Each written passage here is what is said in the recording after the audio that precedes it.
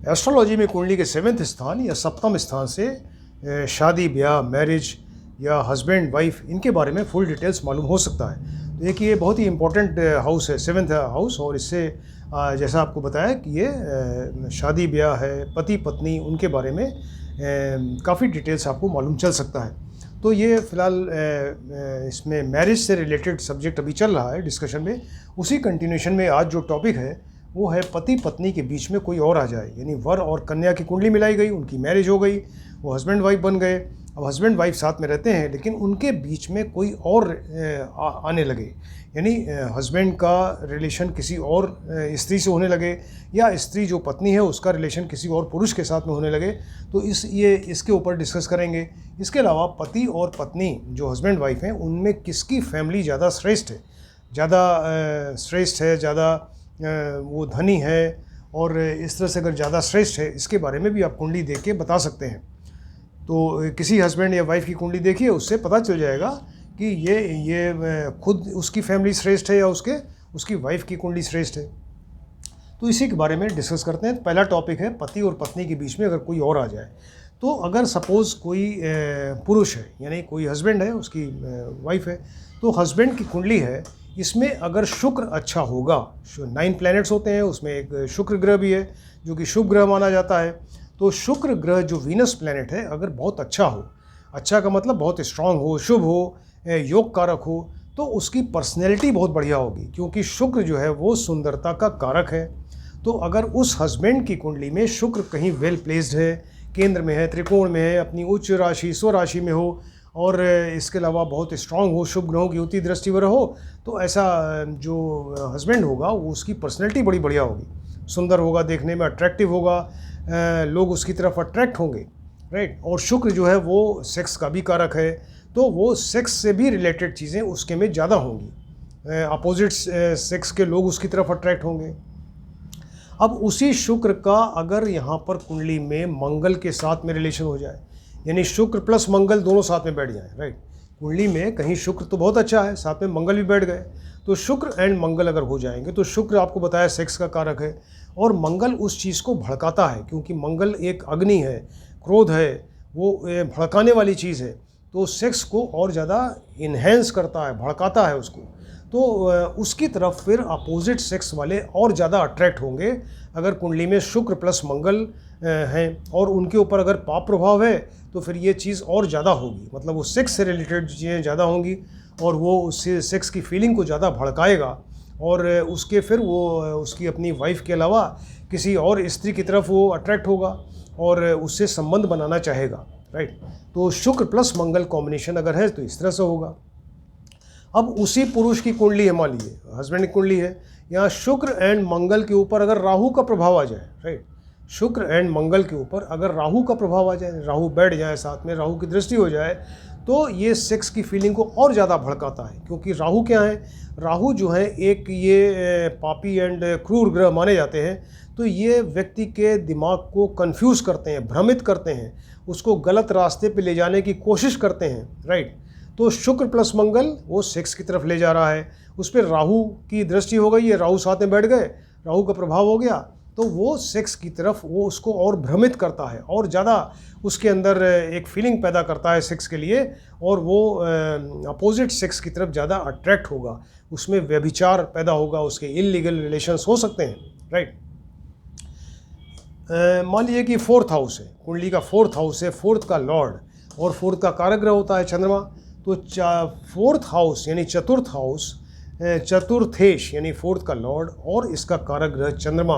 अगर इनका संबंध 7th हाउस, 7th के लॉर्ड और इसके कारक ग्रह शुक्र से हो जाए,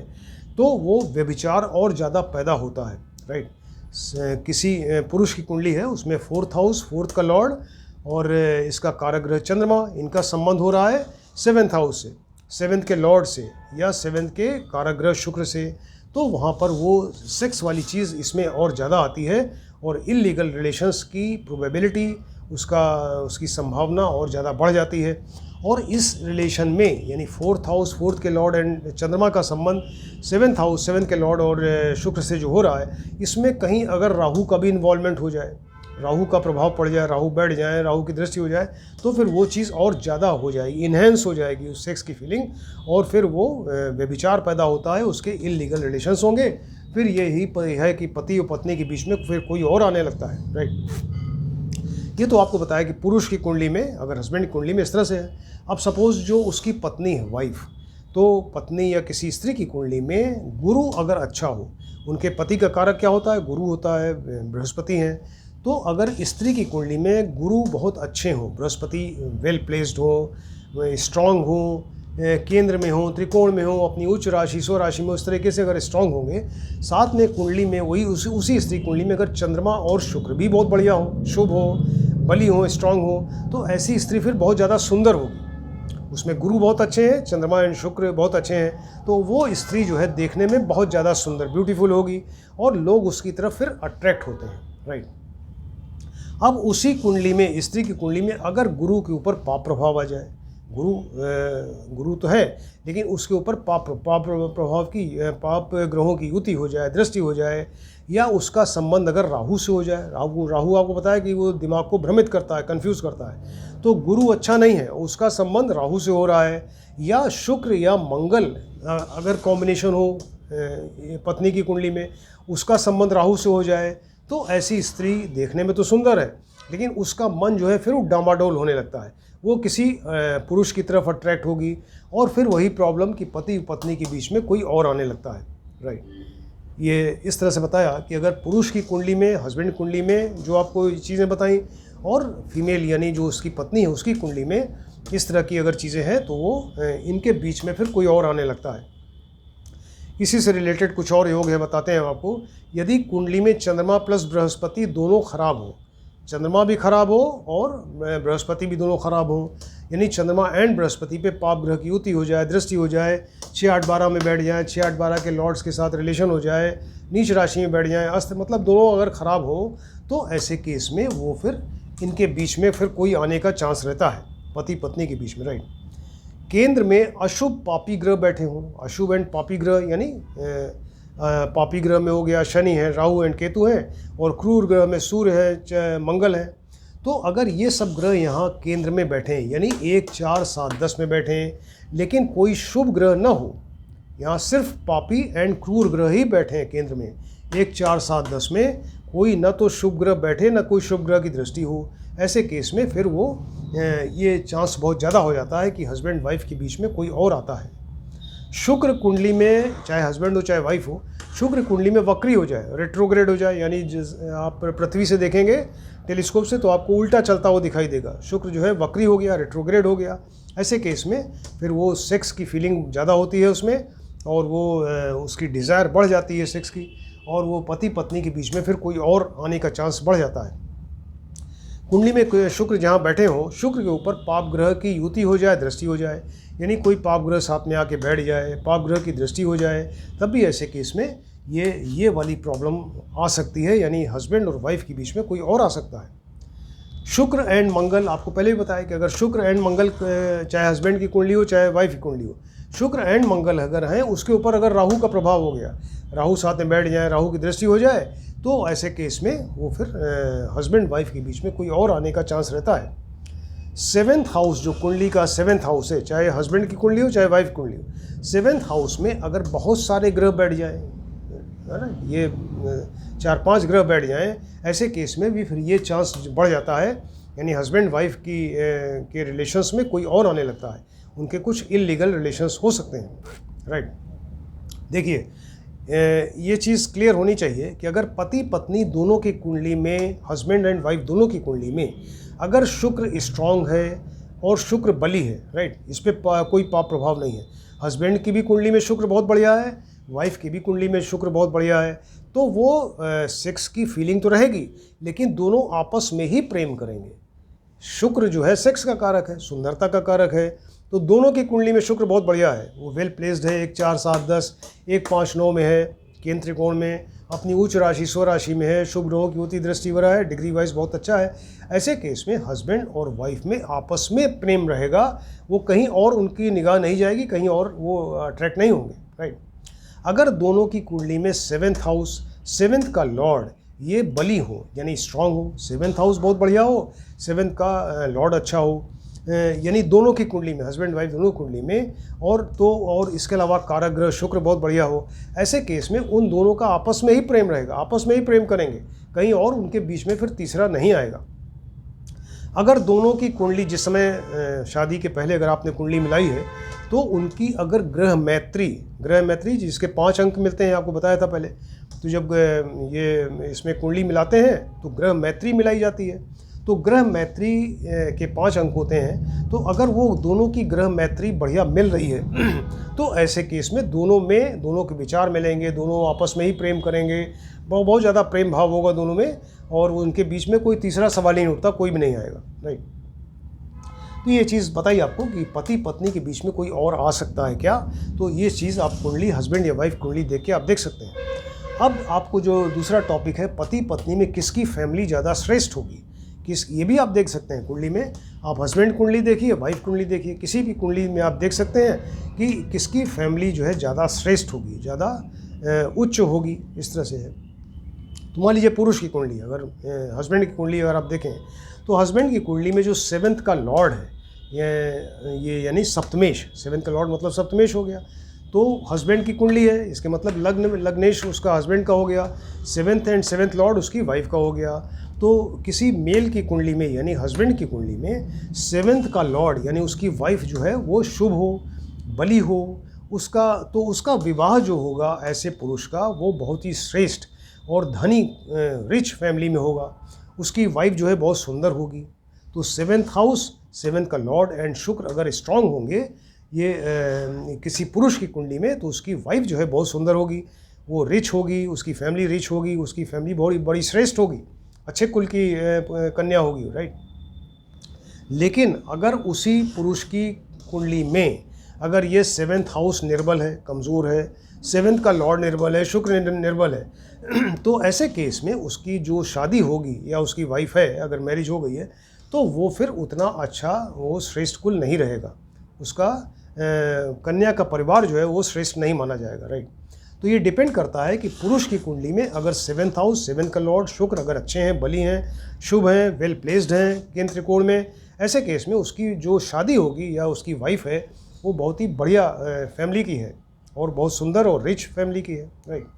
अब सपोज़ पुरुष की कुंडली है, ये हस्बैंड की कुंडली है, इसमें लग्नेश का मतलब वो हस्बैंड स्वयं है, लग्न का लॉर्ड लग्नेश हो गया। तो अगर लग्न का लॉर्ड वो 7th के लॉर्ड यानी उसकी वाइफ, तो लग्नेश अगर 7th के लॉर्ड यानी सप्तमेश से ज़्यादा स्ट्रांग हो, लग्नेश अपनी उच्च राशि में, स्वराशि में, मित्र की राशि में बैठ जाए, केंद्र में बैठ जाए 1, 4, 7, 10 में, त्रिकोण में बैठ जाए 1, 5, 9 में, और तो ऐसे केस में उस जो हस्बैंड है उसका कुल जो है लड़की के कुल से ज़्यादा श्रेष्ठ होगा, क्योंकि लग्नेश सप्तमेश के कंपैरिजन में ज़्यादा स्ट्रांग है, शुभ है, ज़्यादा वेल प्लेस्ड है, अपनी उच्च राशि स्वराशि में हो, तो वो जो पुरुष है यानी जो हस्बैंड है वो अपनी फैमिली, अपनी वाइफ की फैमिली के कंपैरिजन में उसकी फैमिली ज़्यादा श्रेष्ठ होगी, राइट। सपोज़ लग्नेश जो है सप्तमेश से ज़्यादा बली है,